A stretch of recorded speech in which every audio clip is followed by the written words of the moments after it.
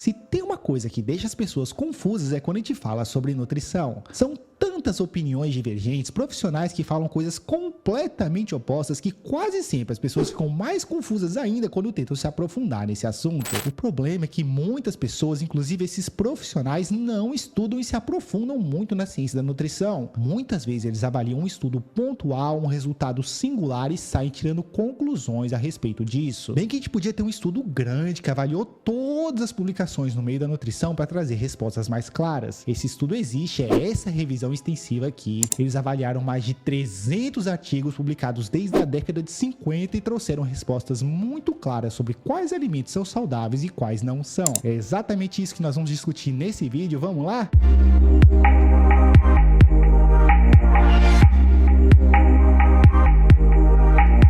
Toda essa confusão aí gerada no meio da nutrição tem a ver, como eu já disse, com o fato de que muitos profissionais não se aprofundam muito na ciência da nutrição. Até porque nós temos vários estudos mostrando benefícios particulares de alguns alimentos e outros estudos mostrando efeitos deletérios do mesmo produto. Até porque a ciência não é uma coisa direta, existem vários objetivos com um estudo. Muitas vezes com uma população específica, num cenário pontual, aquele alimento representou benefícios, mas quando olhamos para populações maiores, resultados mais amplos, a gente vê o real efeito desse alimento. Não é só isso, a gente tem vários interesses financeiros por trás desses estudos. É isso mesmo, muitas publicações são pagas pela indústria da carne, dos ovos, a indústria do leite, que é muito forte no meio da nutrição. Isso gera mais confusão ainda, claro, porque essas empresas têm um interesse financeiro forte em favorecer seus produtos. Como se não bastasse, a gente tem pessoas que não são da área da nutrição tentando interpretar tais resultados, principalmente a mídia sensacionalista que vê um estudo pontual e sai com matérias bem absurdas. Por exemplo, digamos que alguém viu um resultado positivo com o consumo do leite, digamos em pacientes com câncer, cenário onde o consumo regular de leite pode ser benéfico. E aí a reportagem sai bem assim: leite previne o câncer segundo estudo. Mas quando a gente olha para os estudos como um todo, a gente vê um aumento no risco para alguns tipos de câncer a partir do consumo do leite. Então percebe como é complicado quando as pessoas tentam interpretar estudos que eles não têm capacitação para isso? Mas calma, nesse vídeo aqui nós vamos fazer um resumo geral da ciência da nutrição com base nas melhores evidências que temos até hoje. Esse estudo que eu citei para vocês é muito pertinente porque é uma revisão das revisões. Como eu disse, eles incluíram os resultados de mais de 300 artigos publicados desde a década de 50, então são muitos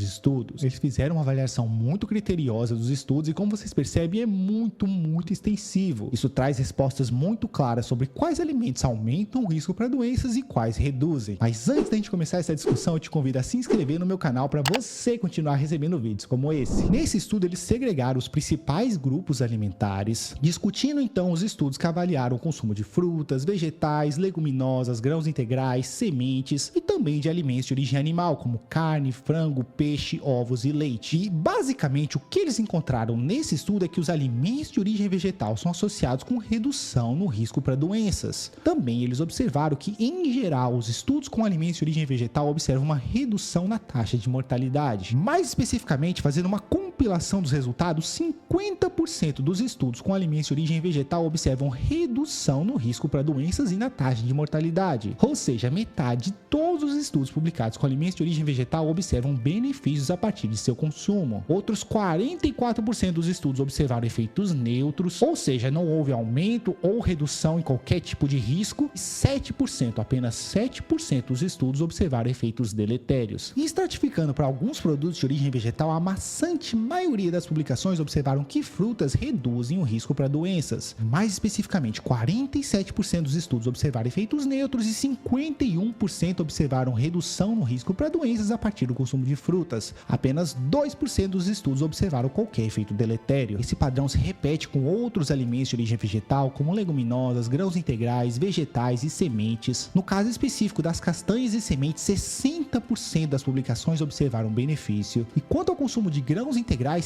58% das publicações observaram benefícios à nossa saúde. Isso é muito interessante porque os grãos integrais como arroz, aveia, amaranto, quinoa são boas fontes de carboidrato e muita gente acha que a gente deveria evitar os carboidratos para favorecer a nossa saúde. Mas não, de forma alguma. Quando a gente olha para a evidência como um todo, o consumo regular de grãos integrais reduz drasticamente o risco para doenças e a taxa de mortalidade. O único tipo de grão que foi de fato associado com maior risco para doenças são os grãos refinados. Esse é o caso das farinhas processadas. Então, farinha branca que vai no preparo de pães, bolos, isso não é muito saudável, especialmente quanto ao risco para diabetes. Esse estudo observou que esse tipo de farinha processada aumenta bastante o risco para essa doença. Isso contribui aí para o pequeno aumento no risco para algumas doenças a partir do consumo de grãos integrais. Então é basicamente isso que as evidências como um todo mostram, que os alimentos de origem vegetal reduzem o risco para doenças, reduzem também a taxa de mortalidade e quase sempre não representam nenhum risco à nossa saúde. Agora, quando a gente olha para os alimentos de origem animal, a história é bem diferente. Mas antes da gente continuar essa discussão, eu te convido a deixar um like aqui e os seus comentários com as suas dúvidas sobre esse tema. O que esse mesmo estudo observou é que os alimentos de origem animal, em geral, exercem efeitos neutros ou são nocivos à nossa saúde. Mais especificamente, 50% dos produtos de origem animal não representaram nenhum risco, ou seja, tiveram um efeito neutro, nenhum incremento no risco para doenças, mas também nenhum benefício. E 27% das publicações observam que o consumo de alimentos de origem animal aumenta o risco para doenças e a taxa de mortalidade. Entre eles, o principal agressor parece ser a carne vermelha. Em especial, quanto ao consumo desse alimento, 56% das publicações observam prejuízos para a nossa saúde. Outros 40% dos estudos observam efeitos neutros e apenas 4% das publicações observam benefícios a partir do consumo de carne vermelha. É exatamente o oposto que a gente observa, por exemplo, com o consumo de frutas e vegetais. Então, quando a gente olha para a evidência como um todo, consumir carne vermelha não parece ser algo muito saudável. Quando a gente olha para o consumo de carne branca e de ovos, os resultados também não são nada promissores. Nenhum estudo, literalmente nenhum estudo observou benefícios a partir do consumo de carne branca ou ovos, mas cerca de 20% das publicações observaram um aumento no risco para doenças a partir do consumo de alimentos como frango e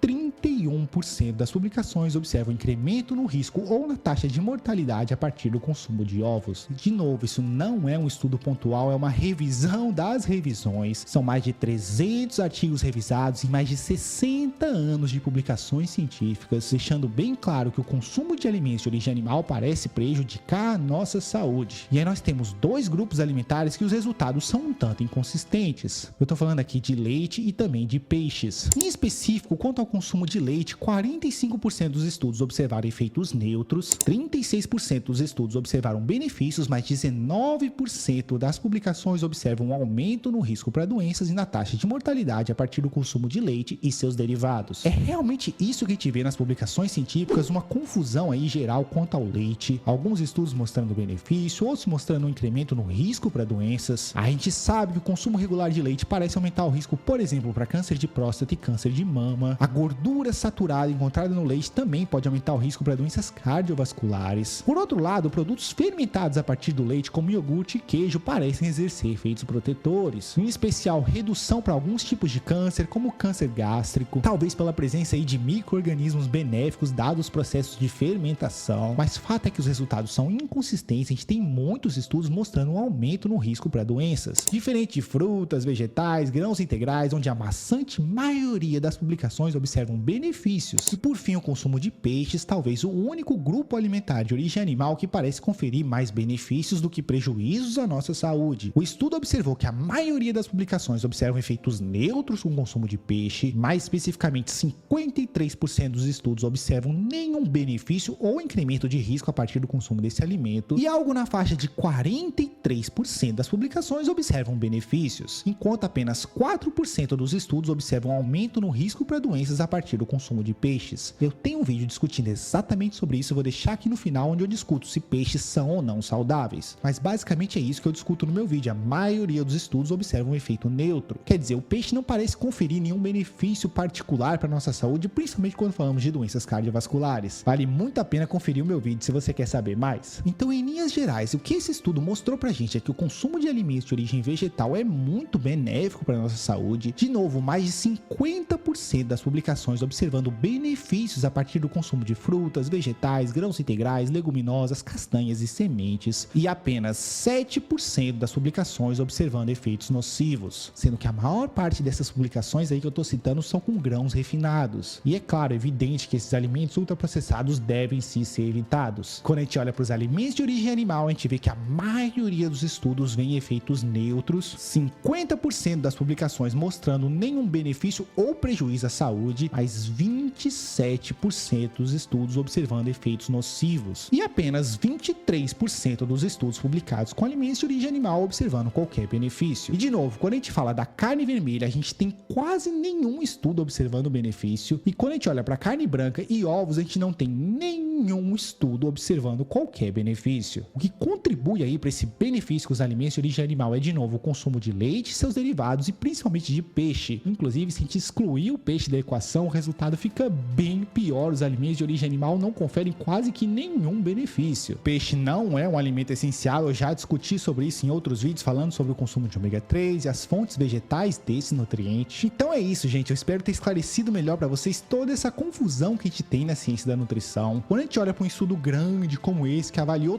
todas as revisões nesse tema, as coisas ficam bem mais claras. Eu acho que não fica nenhuma dúvida, né? Você deve preferir alimentos de origem vegetal e sua forma natural e evitar os produtos de origem animal. Mais uma vez, eu insisto que essa é uma evidência muito robusta, os principais estudos nesse tema, mais de 300 publicações, décadas e décadas de conhecimento científico, não é algo pra gente simplesmente ignorar. Mas você pode, claro, ficar assistindo os vídeos pontuais de um estudo e levar isso como uma verdade. Meu compromisso aqui é com ciência de verdade e tá aí o que os resultados mostram pra gente. Eu espero que vocês tenham gostado desse vídeo e vejo todos na próxima.